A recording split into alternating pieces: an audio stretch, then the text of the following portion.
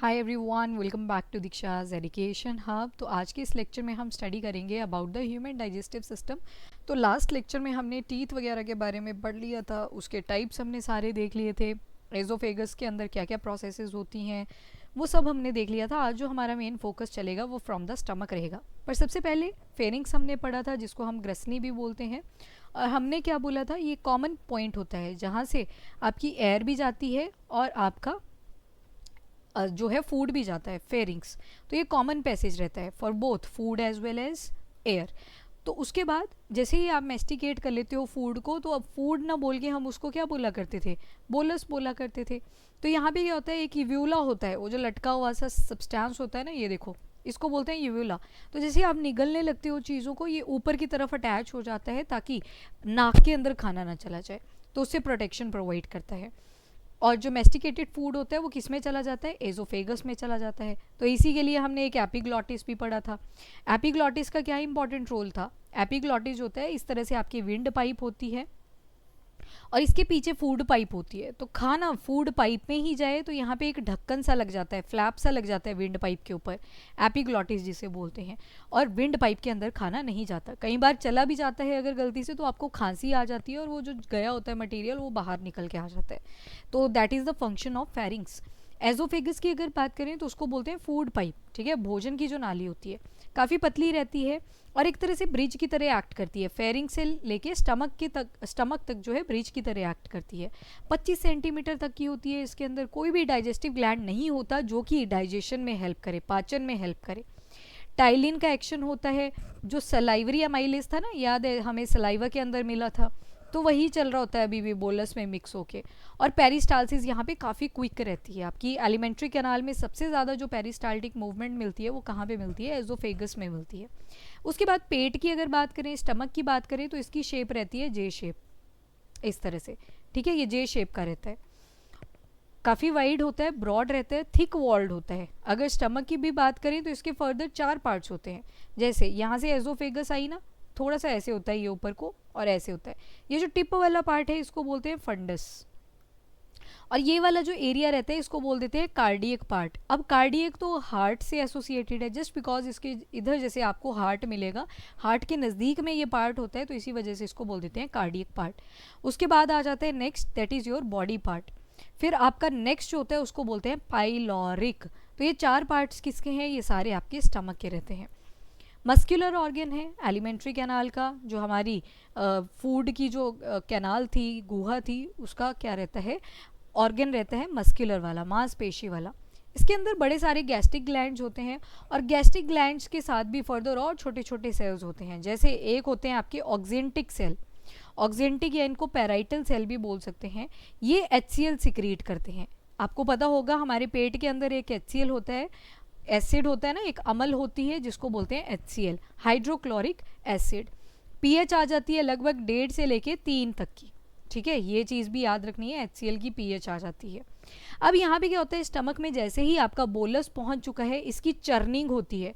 इसको जैसे कच्छे नहीं घुमाते, वैसे ही यहाँ पे भी कच्छे की तरह यहाँ पे ये फूड जो होगा वो पूरा घूमेगा, चर्निंग होगी इसकी। एंड जब चर्निंग होगी, लगभग 4 घंटों की ये प्रोसेस रहती है। 4 घंटों के लिए स्टमक के अंदर बोलस रहता है, बहुत सारी चीज़ों की यहाँ पे डाइजेशन हो जाती है। एग्जाम्पल ले लेते हैं, जैसे प्रोटीन। तो जो प्रोटीन होता है वो भी यहाँ पे ही टूटेगा। कैसे टूटेगा तो उसको देख लेते हैं। प्रोटीन के लिए एक एंजाइम होता है हमारे स्टमक के अंदर, कौन से पोर्शन पे, तो पाइलोरिक वाले में। यहाँ जैसे पाइलोरिक पार्ट था ना, तो यहाँ पे एक एंजाइम होता है जिसका नाम है पेप्सिनोजन। पेप्सिनोजन को पहले तो एक्टिव करना पड़ेगा, ये सोई हुई फॉर्म में होता है, अदरवाइज खाली पेट में किसके ऊपर एक्ट करेगा, तो इसको एक्टिवेट करता है हाइड्रोक्लोरिक एसिड। किस में कन्वर्ट कर देता है, पेप्सिन के अंदर कन्वर्ट कर देता है, ठीक है। इसको पेप्सिन में कन्वर्ट कर देता है। और फिर पेप्सिन जो है वो क्या करेगा, आपके प्रोटीन्स के ऊपर एक्ट करेगा और उसको छोटी फॉर्म्स में तोड़ेगा, जैसे कि पेप्टोन्स बन जाएंगे, पेप्टाइड बन जाएंगे, और इवन अमीनो एसिड भी देखने को मिलेंगे। पर ज़्यादा जो बनेंगे वो पेप्टोन और पेप्टाइड बनेंगे। अभी भी जो साइज़ है प्रोटीनों का वो काफ़ी बड़ा है, तो इसको अब आगे जाके तोड़ा जाएगा। जब ये स्मॉल इंटेस्टाइन छोटी आंत के अंदर जाएगा। पर अभी के लिए क्या हुआ, प्रोटीन को थोड़ी सी तोड़ने की ट्राई करी गई कि उसको पेप्टीन और पेप्टाइड में वगैरह में तोड़ दिया और थोड़े बहुत अमीनो एसिड भी बन गए। पर जो मेन फोकस है वो कहाँ पे है कि जो प्रोटीन है उसको पूरा का पूरा किस में कन्वर्ट करना है, अमीनो एसिड्स के अंदर कन्वर्ट करना है।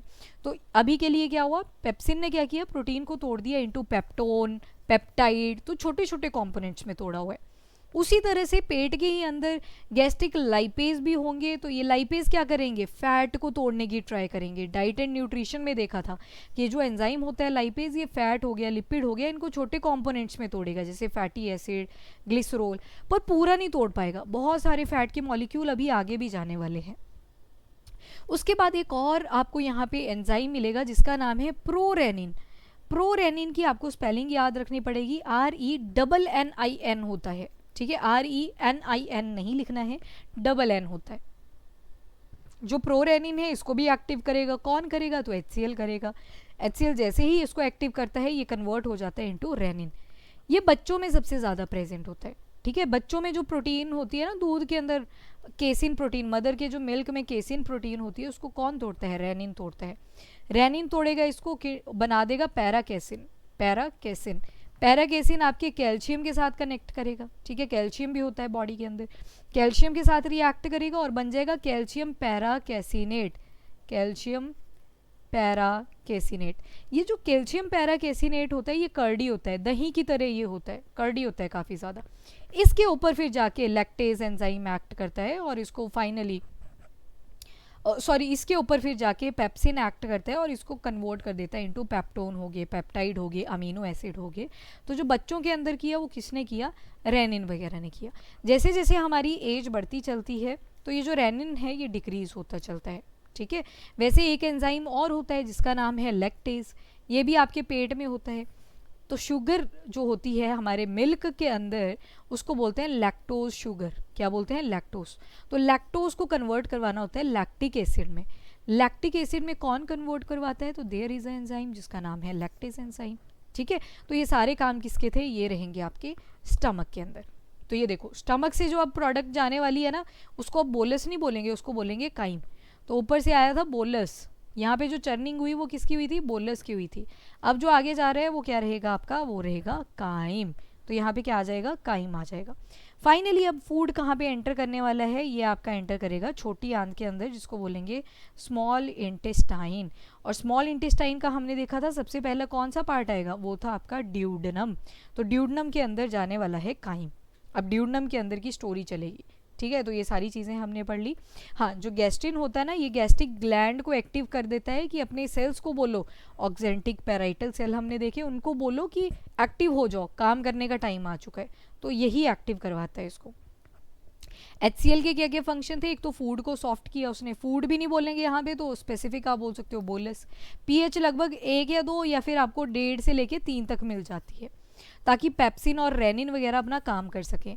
जर्म बैक्टीरिया को भी ये ख़त्म कर देता है। हो सकता है मुंह के अंदर लाइजोजाइम तो था, हमारे माउथ में था ना लाइजोजाइम, पर हो सकता है लाइजोजाइम पूरी तरह से ख़त्म नहीं कर पाया, और अगर पूरी तरह से ख़त्म नहीं कर पाया तो कौन करेगा उस काम को, वो करेगा आपका HCl। तो पीरियोडिक कंट्रैक्शन होगी वॉल ऑफ स्टमक की और वो क्या करेगा, फूड की चर्निंग करेगा, ऐसे लगेगा कड़छी चल रही है, गड़गड़ की आवाज़ आती है आपके पेट से, और छोटे छोटे पार्टिकल्स में उसको तोड़ देगा, एक पल्पी सा मास बन जाएगा। अब उसको हम क्या बोलेंगे, काइम बोलेंगे। तो ड्यूडनम जो है वो क्या रिसीव करेगा, काइम। और क्या काम होते हैं स्टमक के, तो स्टोरेज का काम रहता है, लगभग 4 घंटों के लिए स्टोर करके रखता है, फूड की सॉफ्टनिंग करता है, डिसइंफेक्शन कर रहा है, जर्म्स हैं, अगर कोई कीटाणु हैं, रोगजनक पदार्थ हैं तो उनको क्या कर रहा है, ख़त्म कर रहा है, एब्जॉर्प्शन कर रहा है बहुत सारे सब्सटेंसेस की, जैसे ग्लूकोज हो गया, अल्कोहल रहेगा, ड्रग्स आगे, मिनरल्स आगे। और फूड को कहाँ पास कर देता है, टू स्मॉल इंटेस्टाइन, किसके लिए, फॉर एब्जॉर्प्शन। अब स्मॉल इंटेस्टाइन के अंदर आप देखोगे ड्यूडनम वाले हिस्से में फिर डाइजेशन होगी थोड़ी सी, अभी पाचन प्रक्रिया तो चलेगी पर ज़्यादा अब किस पे फोकस आने वाला है, वो एब्जॉर्प्शन पे आने वाला है, अब्सॉर्प्शन के ऊपर आने वाला है। जो आपके बाकी के 2 पार्ट हैं स्मॉल इंटेस्टाइन के, पहला तो आ गया ड्यूडनम, दूसरा आएगा जिजुनम, तीसरा आएगा इलियम, ILEUM। ये दोनों किसके ऊपर ज़्यादा फोकस करेंगे, they will focus mainly on the that is absorption.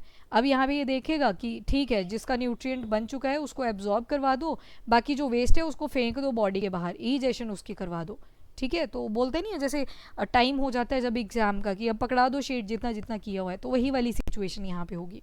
अब स्मॉल इंटेस्टाइन अगर आप देखो, स्मॉल इंटेस्टाइन देखो पहले तो ये वाली, ये जो जिगजैग मटेरियल मिल रहा है ना आपको, this is your small intestine. Small intestine अब क्या क्या करेगी, सबसे पहले तो लॉन्गेस्ट पार्ट है हमारी एलिमेंट्री कैनाल का। एलिमेंट्री कैनाल हमने देखी थी लगभग 9 मीटर तक की होती है, तो 9 मीटर में से 6 मीटर की कौन होती है, आपकी स्मॉल इंटेस्टाइन ही हो जाती है। 2.5 टू 3.5 इसका डायमीटर रहता है, ये तो डायमीटर है, यानी कि इसकी चौड़ाई कितनी है, दैट इज़ लगभग 2.5 से 3.5 मीटर तक का। लार्ज इंटेस्टाइन से पतला होता है, तभी इसको बोला गया स्मॉल इंटेस्टाइन, छोटी आंत। ऑल्दो लेंथ देखेंगे तो लंबी है, पर इतना जिगजैग, इतना फोल्डेड फॉर्म में प्रेजेंट है लार्ज इंटेस्टाइन के बीच में कि हमें ऐसे लगता है कि ये छोटा है लार्ज इंटेस्टाइन के कंपैरिजन में। लार्ज इंटेस्टाइन की लेंथ उतनी ज़्यादा नहीं है, पर वो दिखाई बहुत बड़ा देता है। ठीक है, तो ये देख लो, एक बार फोटो देख लो, ये देखो ग्रीन कलर का ये जो दिख रहा है ना आपको, दिस वन, ये लार्ज इंटेस्टाइन, ये काफ़ी बड़ी दिखाई देती है, जबकि ये स्मॉल इंटेस्टाइन काफ़ी कोइल्ड फॉर्म में प्रेजेंट होती है। और जब कोइल फॉर्म में प्रेजेंट होती है तो ऐसे लगता है जैसे छोटी है कंपैरेटिवली। तो उसके अलावा यहाँ पे पाचन प्रक्रिया भी होगी, डाइजेशन भी होगी और अब्सॉर्प्शन भी होगा, यानी ये एब्जॉर्प्शन भी रहेगी। ये क्या करेगा, लीवर की भी सिक्रीशन लेगा, पैनक्रियास की भी सिक्रीशन लेगा। वंस आपका काइम कहाँ पे एंटर कर चुका है, ड्यूडेनम के अंदर एंटर कर चुका है, तो ये क्या करेगा, एक इंटेस्टाइन की वॉल के ऊपर एक हार्मोन होता है जिनका नाम है सिक्रेटिन और कोलेसिस्टोकिन। ठीक है, ये क्या करेंगे, ये मैसेज करेंगे लीवर को, और सिक्रेटिन इवन मैसेज करेगा पैनक्रियास को, और इनको बोलेंगे कि अपने जूस भेजो, यहाँ पे रस भेजो। जैसे लीवर से आएगा बाइल जूस, जो आपका लीवर वाला पार्ट रहेगा उससे क्या आएगा, बाइल जूस। ये स्ट्रक्चर पे देखते हैं, इंटेस्टाइन की वॉल पे क्या हुआ, यहाँ से इन्होंने हार्मोन भेजा लीवर को और एक भेजा पैनक्रियास को, मतलब इनको मैसेज भेज दिया कि मेरे पास तो कुछ नहीं है एंजाइम उन्जाइम, तो तुम भेज दो। तो लीवर क्या मैन्युफैक्चर करता है, बाइल मैन्युफैक्चर करता है, बाइल जूस उसको हम बोलेंगे, पित्त बोलते हैं। अब लीवर बाइल को प्रोड्यूस करता रहता है, ग्रेनिश होता है और स्टोर करता चलता है अपने गॉल ब्लैडर के अंदर। लीवर की 2 लोब्स मिलेंगी आपको, एक मिलती है लेफ्ट लोब और दूसरी मिलती है राइट वाली लोब। दोनों से एक एक पाइप निकली हुई है इस तरह से, दोनों एक पॉइंट पे आके जुड़ भी जाएंगे। जुड़ेंगे तो एक जो है यहाँ से टर्न आएगा, फिर ये सीधी निकल जाती है और पैनक्रियास के साथ जुड़ जाती है, लाइक दिस। ठीक है, पैनक्रियास की भी अपनी पाइप आएगी, ये भी आई ऊपर से, ये दोनों आपस में जुड़ेंगी और कहाँ पे अटैच कर जाती हैं, कहाँ पे ओपन करती हैं, ये आपकी स्मॉल इंटेस्टाइन के ऊपर ओपन कर जाती हैं। यहाँ से क्या आ रही है आपकी स्मॉल इंटेस्टाइन, तो उसमें अंदर जाके ओपन कर जाती है। यहाँ पे लगी होती है गॉल ब्लैडर। अब लीवर क्या करता रहता है, पित्त की थैली के अंदर पित्त को स्टोर करता रहता है। ये कॉन्टिन्यूसली बाइल बनाता रहेगा, बनाता रहेगा और कहाँ पे स्टोर करता चलेगा, उसको गॉल ब्लैडर के अंदर स्टोर करता चलेगा। जो बाइल होती है उसकी पीएच लगभग आपको 6.5 टू 7.5 मिल सकती है। कई बार ज़्यादा टाइम तक अगर बाइल स्टोर हो जाए तो इसकी पीएच 8 भी हो सकती है, तो इतनी यहाँ पे पीएच मिल जाएगी आपको बाइल की। अब इंटेस्टाइन ने मैसेज भेजा बाइल को सिक्रीट करने के लिए, पैनक्रियास को भेजा कि पैनक्रियाटिक जूस सिक्रीट करो। पैनक्रियाटिक जूस और बाइल, इनके थोड़े से कंपोनेंट आपको याद रखने हैं। सबसे पहले बाइल का देख लेते हैं, ग्रीनिश कलर की होती है और इसमें बिलीरुबिन होता है। देखो आपके जितने भी आरबीसी है ना बॉडी के अंदर, रेड ब्लड सेल्स, वो जब ख़त्म हो जाते हैं तो यहाँ पे आ जाते हैं आपके लीवर के पास। ठीक है, तो वो बाइल के अंदर चले जाते हैं। तो बेसिकली आरबीसी का जो हीमोग्लोबिन है वो जब खत्म हो जाता है, रप्चर कर जाता है, तो उससे निकल के आता है एक पिगमेंट जिसको बोलते हैं बिलीरुबिन। तभी तो जब आप वॉशरूम जाते हो, कभी आपने अपना फिकल मैटर ऑब्जर्व करा हो तो उसमें आप क्या नोटिस करते हो कि वो येलो से कलर का होता है। तो that yellow colour is because of bilirubin and biliverdin, bilirubin and biliverdin, तो उन दोनों की वजह से रहता है, that is the main reason. तो इसी वजह से बाइल जो होती है वो आपको ग्रीनिश कलर की मिल जाती है। उसके अलावा बाइल जो होती है वो इमल्सिफिकेशन में हेल्प करेगी। नाउ व्हाट इज़ इमल्सिफिकेशन, इसका जो मेन काम होता है वो होता है फैट को छोटे छोटे कंपोनेंट्स में तोड़ना, फैटी एसिड, ग्लिसरॉल, छोटे कंपोनेंट्स में, इतने छोटे फॉर्म में कि वो एब्जॉर्ब हो जाए, क्योंकि थोड़ा बहुत फैट तो बॉडी को चाहिए भी ना। अगर फैट ही नहीं होगा तब तो फिर इंसुलेशन ही नहीं हो पाएगी बॉडी की। तो इस वजह से बाइल क्या करता है, इमल्सिफिकेशन करता है, फैट की ब्रेक डाउन करता है इनटू छोटे छोटे मेजल्स। दिस प्रोसेस को हम बोल देते हैं इमल्सिफिकेशन। तो यहाँ पे जितनी भी आपकी फैट सॉल्युबल वाइटामिन होंगी, जैसे ए, डी, ई, के, तो ये सारी यहाँ पे सॉल्युबल होती हैं। तो मतलब फूड के थ्रू जो भी आपकी फैट के अंदर क्या आई थी, फैट सॉल्युबल विटामिन्स आई थी, वो यहाँ पे एब्जॉर्ब होना शुरू हो जाएंगी। तो ये मेन फंक्शन बाइल ने क्या किया, फैट को तोड़ने में किया। तो कई बार आपने सुना होगा गॉल स्टोन बन जाते हैं। गॉल स्टोन क्यों बनते हैं, क्योंकि बाइल के अंदर एक और चीज़ होती है जिसका नाम है कोलेस्ट्रॉल।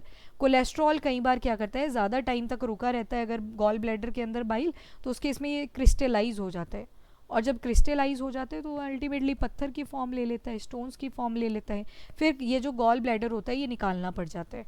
पर पेशेंट को बस इतना बोल दिया जाता है कि अब फैट रिलेटेड चीज़ें ज़्यादा ना खाएं, क्योंकि अब लीवर की जो बाइल है वो क्या करेगी, डायरेक्टली कहाँ पे जाती रहेगी, स्मॉल इंटेस्टाइन। ज़्यादा क्वांटिटी में चाहिए होती है, तो इस वजह से गॉल ब्लैडर में इसको स्टोर किया जाता था। पर अब गॉल ब्लैडर ही नहीं बचा, तो उस केस में क्या होगा, डायरेक्टली जो है बाइल वो इंटेस्टाइन में जाने वाली है, तो इस वजह से बोल दिया जाता है कि फैट रिलेटेड प्रोडक्ट जो है वो कम खाएं। दूसरा जो यहाँ पे ऑर्गन देखा जो इंटेस्टाइन में अपना जूस भेजेगा, उसका नाम है पैनक्रियाज। पैनक्रियाज एक ग्लैंड भी है आपकी, दो तरह की ग्लैंड है, एक को बोलते हैं एक्सोक्राइन। एक्सोक्राइन का फंक्शन रहता है एंजाइम वगैरह सिक्रीट करना, ठीक है, एंजाइम हो गए आपके, जूस बोल लो। और एंडोक्राइन का काम होता है हार्मोन सिक्रीट करना। एंडोक्राइन की तरह जब आपका पैनक्रियाज एक्ट करता है तो इसका मेन फोकस होता है हार्मोन सिक्रीट करने पे, हार्मोन सिक्रीट करना। तो अभी एंडोक्राइन अपने काम का नहीं है, हमें फोकस करना है एक्सोक्राइन के ऊपर। तो एक्सोक्राइन का मतलब है जब पैनक्रियाज आपके एक्सोक्राइन की तरह एक्ट करेगा तो ये लात सिक्रीट करता है।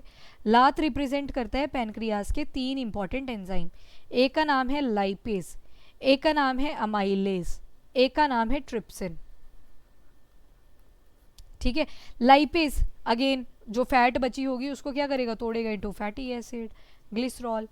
एमाइलेज क्या करेगा, अब देखो पूरा का पूरा स्टार्च आपके माउथ में नहीं टूटा था, तो जो बची कुची फॉर्म होंगी शुगर की, सेकेराइड्स की, वो कौन तोड़ेगा, वो आपका एमाइलेज तोड़ेगा, उसको कन्वर्ट करने की ट्राई करेगा इनटू ग्लूकोज। फिर ग्लूकोज ब्लड के थ्रू कहाँ पे पहुंचेगा, आपके सेल्स के अंदर पहुंचेगा। तो ग्लूकोज हमने पढ़ा था C6H12 वो 6, फिर वो एजिमिलेट होगा सेल्स के अंदर, ऑक्सीजन जब उसको मिलेगी और बना देगा CO2 H2O, और फाइनली यहाँ से आपको एनर्जी मिलेगी, ATP will be released here. तो ये जो चीज़ है ये होगी आपकी एमाइलेज की वजह से। तीसरा आपने देखा ट्रिप्सिन। ट्रिप्सिन क्या कर रहा है, जो प्रोटीन आपकी अमीनो एसिड में नहीं टूट पाई थी उसको तोड़ेगा इनटू अमीनो एसिड, यानी कि जो प्रोटीन है वो पूरी तरह से अब डाइजेस्ट होने वाली है आपके इंटेस्टाइन के अंदर। That is the functionality of trypsin. तो आप लात से याद रख सकते हो पैनक्रियाज के enzyme LAT, lipase, amylase and trypsin, ठीक है जी। तो मेजॉरिटी ऑफ द चीज़ें जो होंगी वो आपकी स्मॉल इंटेस्टाइन तक डाइजेस्ट हो जाती हैं। तो वन बाय वन स्टडी कर लेते हैं सभी के बारे में। तो 3 पार्ट्स हैं आपके स्मॉल इंटेस्टाइन के, कौन कौन से हैं, एक है ड्यूोडेनम, जिजोनम एंड इलियम। बहुत सारे फोल्ड्स भी होते हैं हमारे इंटेस्टाइन के अंदर। इंटेस्टाइन के अंदर स्पेशली जिजोनम और इलियम में ये ऐसे होती है ना पाइप लाइक स्ट्रक्चर, पर पाइप लाइक स्ट्रक्चर में आपको और क्या मिलेगा, फिंगर लाइक स्ट्रक्चर मिलेंगे कुछ ऐसे, ठीक है। ये क्यों होते हैं, अब देखो मान लो एक छोटा सा एक बॉक्स है, इसके ऊपर मैंने एक गुलाब जामुन रख दिया। अब मैंने क्या किया, एक बॉक्स लिया, उसके ऊपर किले लगा दी, और यहाँ पे भी एक गुलाब जामुन है, यहाँ पे भी है, यहाँ पे भी है, यहाँ पे भी है, यहाँ पे भी है। तो अब क्या हुआ, इन शॉर्ट किलों के ऊपर भी मैं गुलाब जामुन लगा पा रही हूँ, तो सरफेस एरिया इंक्रीज कर पा रहा है। तो उसी तरह से यहाँ पे क्या होता है, स्मॉल इंटेस्टाइन के अंदर फिंगर लाइक स्ट्रक्चर्स होते हैं जिनको बोलते हैं विलाई, ताकि बहुत ज़्यादा एब्जॉर्प्शन हो जाए, मैक्सिमम अब्जॉर्प्शन हो सके, एब्जॉर्प्शन हो सके। That is the main purpose of villi. Surface area increase हो जाता है, तो नरिशमेंट जो भी मिला हमें डाइजेस्टेड फूड में से वो वेस्ट ना हो, तो उस वजह से स्मॉल इंटेस्टाइन के अंदर बड़े सारे फिंगर लाइक प्रोजेक्शंस होते हैं विच हेल्प इन थिंग्स की एब्जॉर्प्शन, उनके एब्जॉर्प्शन में हेल्प करता है। बहुत सारे इंटेस्टिनल डाइजेस्टिव ग्लैंड्स भी प्रेजेंट होती हैं, ग्रंथियाँ भी प्रेजेंट होती हैं, और उनकी सिक्रीशन को क्या बोलते हैं, सूकस एंट्रिकस। इनकी सिक्रीशन को क्या बोलते हैं, सूकस एंट्रिकस। और हार्मोन्स कौन कौन से थे, एक था सिक्रेटिन, फर्स्ट हार्मोन जो मिला था हमें वो कौन सा था, सिक्रेटिन ही था। दूसरा कौन सा देखा, कोलियोसिस्टिकिन, कोलियोसिस्टिकिन। तो डाइजेशन किस किस चीज़ की हुई, तो देखो जो काइम था वो ड्यूोडेनम को मिला, राइट। काइम को क्या हुआ, एल्केलाइन सिक्रीशन मिली। पीएच देखी ना हमने बाइल की, तो कितनी थी, लगभग आपको 6.5 to 7.5 तक की मिलती है, और उसके अलावा 7.5 to 8 भी हो सकती है। बाइल कहाँ से आई, लीवर से आई। पेनक्रियाटिक जूस कहाँ से आया, पेनक्रियाज से आया। इंटेस्टिनल जूस कहाँ से आया, इंटेस्टाइन से आया। इंटेस्टाइन की ग्लैंड के ऊपर जो इंटेस्टिनल ग्लैंड्स, ग्रंथियाँ प्रेजेंट थी, उसने क्या सिक्रीट किया, इंटेस्टिनल जूस। इंटेस्टिनल जूस को हमने क्या बोला, सूकस एंट्रिकस, उसके बाद आता है बाइल। बाइल क्या करेगा, फूड जो होगा वो बाइल के साथ मिक्स कर जाएगा और फैट और स्मॉल ग्लोब्यूल्स के अंदर कन्वर्ट हो जाएगा। फिर आता है पैनक्रियाटिक जूस। पैनक्रियाटिक जूस के अंदर हमने 3 एंजाइम देख लिए, LAT लाइपेज आ गया, अमाइलेज आ गया, ट्रिप्सिन आ गया। लाइपेज ने क्या किया, फैट को फैटी एसिड और ग्लिसरॉल में तोड़ दिया। स्टार्च को क्या किया, अमाइलेज की प्रेजेंस में सिंपल शुगर्स में हमने तोड़ दिया। प्रोटीन को क्या हुआ, प्रोटीन को हमने तोड़ दिया इनटू पेप्टाइड और पेप्टोन्स वगैरह में, तो वो ट्रिप्सिन ने तोड़ दिया। इंटेस्टिनल जूस में क्या हुआ, अब जो फूड है वो कहाँ पे जा रहा है, इलियम के अंदर जा रहा है और मैक्सिमम एब्जॉर्प्शन वहाँ पे करवाएगा। इसके अंदर भी हमें बहुत सारे एंजाइम बचेंगे जो बची कुची चीज़ें डाइजेस्ट नहीं हुई थी, जैसे माल्टेज था, लैक्टेज था, सुक्रेज था। ये सब बने कहाँ से, अल्टीमेटली ये स्टार्च से ही बने, क्योंकि हमने याद करो पॉलीसेकेराइड, मोनोसेकेराइड, डाइसेकेराइड वगैरह पढ़े थे, याद होगा आपको। तो ये छोटी फॉर्म तो बन चुकी हैं, पर ये डाइसेकेराइड है कहीं ना कहीं, तो इनको अभी और छोटी फॉर्म में कन्वर्ट करना है। कौन सी छोटी फॉर्म, ग्लूकोज, क्योंकि जो हमारा सेल होता है वो ग्लूकोज को तोड़ पाता है, ना कि इन बाकी फॉर्म्स को। तो माल्टेज क्या करेगा, एक एंजाइम है माल्टेज, वो माल्टोज को ग्लूकोज में कन्वर्ट करेगा। लैक्टेज क्या करेगा, लैक्टोज को ग्लूकोज में कन्वर्ट कर देगा। सुक्रेज, ये एंजाइम क्या करेगा, सुक्रोज को ग्लूकोज में कन्वर्ट कर देगा। तो that is the function of these enzyme. Now जो फूड होगा उसको हम क्या बोलते हैं, उसको हम बोलते हैं काइल। अब फाइनली जो है वो फूड आपका काइल बन चुका है। इलियम की स्पेलिंग याद रखना, अगर ILEUM है तो वो स्मॉल इंटेस्टाइन का पार्ट है, पर वहीं पे अगर ILIUM है तो वो आपकी हड्डी की बात हो रही होती है, जो कि हमारे कंकाल तंत्र का पार्ट है। जिजुनम और इलियम जो होते हैं इनके ऊपर फिंगर लाइक स्ट्रक्चर इस तरह से मिल जाएंगे, फिंगर लाइक स्ट्रक्चर, बहुत सारी प्रोजेक्शंस होती हैं जिनको हम बोलते हैं विल्लाए। विल्लाए क्या करता है, ज़्यादा से ज़्यादा नरिशमेंट एब्जॉर्ब हो जाए, एब्जॉर्प्शन उसकी हो जाए, तो वो मेन काम किसका रहता है, आपके विल्लाए का। उसके बाद हमने देखा था एक enzyme hormone that is secretin, जो कि पेनक्रियास को मैसेज करता है कि पेनक्रियाटिक जूस को रिलीज करे। ऑल्सो गॉल ब्लैडर को भी मैसेज करता है कि जो लीवर ने आपको बाइल दे रखी थी उसको ड्यूडनम के पास सिक्रेट करे। जैसे ही ड्यूडनम को क्या रिसीव हुआ था, काइम रिसीव हुआ था। उसके बाद पेनक्रियास क्या करता है, एंडोक्राइन एक्सोक्राइन दोनों की तरह एक्ट करता है। यहाँ पे जो इसका मेन फंक्शन है वो एक्सोक्राइन की तरह है। ट्रिप्सिन हो गया, काइमोट्रिप्सिन हो गया, कार्बोक्सी पेप्टाइडेजेस हो गए, न्यूक्लियेजेस हो गए, पेनक्रियाटिक अमाइलेज, पेनक्रियाटिक लाइपेज, ये सब सिक्रेट करेगा। पीएच क्या रहती है पेनक्रियाटिक जूस की, तो ये लगभग आपकी मिल जाएगी पीएच 7.5 टू 8.0। लीवर क्या है, तो लार्जेस्ट ग्लैंड होता है हमारी बॉडी का, बाइल सिक्रीट करता है, येलोइश ग्रीन जैसे कलर का मिलता है, फूड को एल्केलाइन बना देता है, क्योंकि आपका स्टमक कैसा था, एसिडिक था। और अब कहाँ पे एंट्री हो रही है, आपके ड्यूडेनम के अंदर हो रही है, तो यहाँ पे एल्केलाइन सिक्रीशंस मिल रही हैं, बेसिक सिक्रीशंस मिल रही हैं। बाइल गॉल ब्लैडर के अंदर स्टोर होती है और ड्यूडेनम में रिलीज हो जाती है।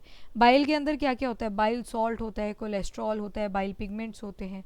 बाइल सॉल्ट जो होता है वो एम्फीफिलिक मॉलिक्यूल है, कई बार फैट को ये पूरी तरह से नहीं तोड़ पाता, तो इसके ऊपर ऐसे है आपका फैट, इसके ऊपर एक छोटी सी वाटर की लेयर लगा देता है, ताकि वाटर को जब तोड़ा जाए तो ये थोड़ी बहुत फैट और टूट जाए, तो मीजल्स बना देता है यहाँ पे। तो एम्फीफिलिक नेचर है। एम्फीफिलिक, एम्बीवेलेंट सुना होगा आपने। एम्बीवेलेंट का क्या होता है कि दोनों हाथों से जो लोग लिख पाते हैं। तो एम्फीफिलिक का मतलब है कि पहले फोकस आएगा फैट्स के ऊपर, फिर दूसरा फोकस रहता है वाटर के ऊपर। तो ये जो फीचर होता है ये रिप्रेजेंट करता है कि जो फैट वाटर सॉल्युबल मीजल्स के अंदर स्टोर कर लेगा, ताकि उसकी और ज़्यादा ब्रेकडाउन हो जाए, जिस प्रोसेस को बोल देते हैं इमल्सिफिकेशन। उसके बाद जो फैट होती है वो इंटेस्टिनल लाइपेजेस वगैरह के साथ कांटेक्ट में आती है, फैटी एसिड और ग्लिसरॉल में वो टूट जाती है। ये देखो, ये 2 पाइप्स लगी थी ना, ये राइट वाली लोब से आई, ये लेफ्ट वाली लोब से आई, आगे चल के एक कॉमन डक्ट की तरह चलेगी, फिर ये वाली जो चली जाएगी ऊपर की तरफ, इसको सिस्टिक डक्ट बोल देते हैं, जो कि गॉल ब्लैडर बना देगी। एंड फाइनली ये वाली जो कॉमन बाइल डक्ट है ये नीचे की तरफ जाएगी, और फिर पेनक्रियाटिक की जो डक्ट आएगी उससे जुड़ेगी, और फिर कहाँ पे ओपन करेंगे इकट्ठे, स्मॉल इंटेस्टाइन के अंदर, ड्यूडेनम के अंदर। फिर आती है आपकी बड़े वाली आंत, जिसको हम बोलते हैं लार्ज इंटेस्टाइन। लगभग 1.5 से 1.8 मीटर लंबी होती है, 4 से 6 सेंटीमीटर का इसका डायमीटर रहता है। ठीक है, डायमीटर इसका रह जाता है 4 से 6 सेंटीमीटर तक का डायमीटर रह जाता है। अनडाइजेस्टेड मैटर को ये रिसीव करता है, मतलब जो फूड डाइजेस्ट नहीं हो पाया प्रॉपर्ली वो यहाँ पे स्टोर हो जाएगा। कोई भी डाइजेस्टिव ग्लैंड इसमें नहीं होती एक्सेप्ट म्यूकस ग्लैंड, वो तो बस गिल्ला करके रखती है चीज़ों को।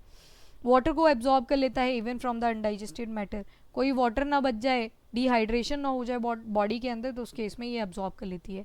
सेमी फिकल मैटर आपको मिलेगा यहाँ पे उत्सर्जन के लिए, ईजेशन के लिए। 3 पार्ट्स होते हैं इसके, तो सीक्वेंस में ही आपको याद रखने हैं। दैट इज द केकम, या फिर सिक्कम भी जिसे बोलते हैं हम। 1 सेकेंड, एक रहेगा सिक्कम, एक रहता है कोलोन, एक होता है रेक्टम। सिक्कम ये वाला पार्ट होता है। ये देखो यहाँ पे आपकी स्मॉल इंटेस्टाइन आके लार्ज इंटेस्टाइन से जुड़ रही है, तो जो भी अनडाइजेस्टेड मैटर था वो कहाँ पे आ जाएगा, लार्ज इंटेस्टाइन के अंदर आ जाएगा, सिक्कम के अंदर आ गया। This one. सिक्कम से ऊपर की तरफ को चलो तो नीचे देखो थोड़ी पतली है, ऊपर को थोड़ी ब्रॉड होती चलेगी, इसको असेंडिंग बोल देते हैं, असेंडिंग कोलोन बोल देते हैं। ठीक है, सिक्कम के ऊपर ये जो पार्ट चला, ये वाली हॉरिजॉन्टल है, इसको ट्रांसवर्स कोलोन बोल देते हैं। अब देखो ऊपर जो है यहाँ पे ब्रॉड थी, नीचे की तरफ नैरो होती चलेगी, तो उसको बोल देंगे डिसेंडिंग। याद है ना, असेंडिंग ऑर्डर बोलते थे कि 2 4 6 8, इनको असेंडिंग ऑर्डर में लिख दिया। अगर 8 6 4 2 होगा तो ये डिसेंडिंग ऑर्डर हो गया, बड़े से छोटे की तरफ हो गया।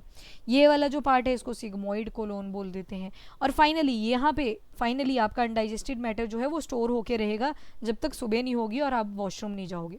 ठीक है, रेक्टम, रेक्टम में स्टोर होता है और एनस इज द पॉइंट जिसके थ्रू आपका जो वेस्ट मटेरियल है वो बाहर निकल के आ जाएगा। ठीक है, तो that is the function of your large intestine. तो that's how we completed about the parts of the alimentary canal. इसके अलावा इलियम के अंदर क्या थे, विलाए थे, जिसके अंदर ब्लड कैपिलरी भी होती हैं, लिम्फ कैपिलरीज भी होती हैं। मेन काम क्या था, एब्जॉर्प्शन का था। एजिमिलेशन क्या होगा, अब जो ग्लूकोज है एब्जॉर्ब हो चुका है, हर सेल के पास पहुंच चुका है, अब सेल क्या करेगा, उसको तोड़ेगा मरोड़ेगा और एटीपी उससे जनरेट करेगा। और रेस्पिरेटरी सिस्टम में आप देखते हो कि कैसे रेस्पिरेशन होती है।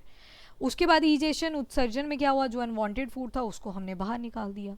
ठीक है, बहुत सारी बीमारियां हो सकती हैं। टूथ डीके कैसे हो जाता है, कई बार जो आपने चीज़ें खाई वो आपके दांतों के ऊपर रह जाती हैं, और दांतों के ऊपर बैक्टीरिया तो बैठे ही रहते हैं, बैक्टीरिया तो हर जगह है, ओमनीसाइंट है। ये बैक्टीरिया इस शुगर को तोड़ने की ट्राई करते हैं, और जब तोड़ते हैं तो यहाँ पे आपके जो टीथ हैं लॉन्गर टाइम तक के लिए देखते हो आप कि ब्लैक कलर के होने लग जाते हैं। That is your tooth decay. ठीक है, कई बार क्या होता है, आपकी जो एजोफेगस है और स्टमक है, यहाँ पे स्पिंक्टर ही नहीं खुल पाता ठीक से, तो फूड यहीं पे स्टोर हुआ रहता है और आपको नॉजिया सा फील हो जाता है। ऐसे लगता है उल्टी तो आ रही है पर आती नहीं है। पर फाइनली क्या होता है, फिर एक धक्का बजता है और सारा का सारा बाहर निकल के आता है माउथ के थ्रू, उसको बोल देंगे वॉमिटिंग। कई बार हार्ट बर्न वाली प्रॉब्लम शुरू हो जाती है। हार्ट बर्न में क्या होता है, खट्टी सी बर्प आई होगी आपको कभी ना कभी, वो तो फिर नॉर्मल होती है। कईयों के केस में क्या होता है, यहाँ से HCl का बैकफ्लो सा होता है, स्टमक से HCl ऊपर एजोफेगस की तरफ जाता है। अब सोचो यहाँ पे कहाँ pH जो था वो 6 के आसपास था, HCl कहाँ पे 1 से लेके 3 के बीच में हम पढ़ रहे हैं।